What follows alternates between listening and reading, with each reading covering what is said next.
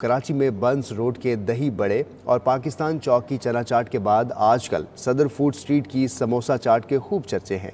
ये चाट किस तरह बनती है और कितनी लजीज है, देखते हैं अरसलान अहमद की रिपोर्ट।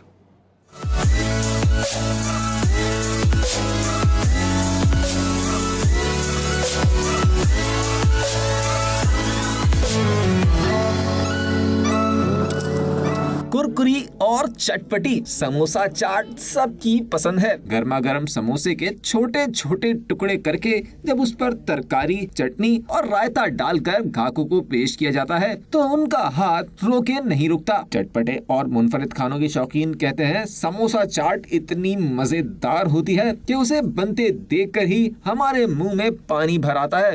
ये 2 समोसे डालते हैं, चने डालते हैं, 5 किस्म की चटनी डालते हैं, तरकारी डालते हैं। चाट में माशाल्लाह 10 साल से खा रहा हूँ, बड़ी टेस्टी मज़ेदार चाट है। इसके अंदर समोसा है, छोले है और 4-5 किस्म की चटनी है, मिक्स है।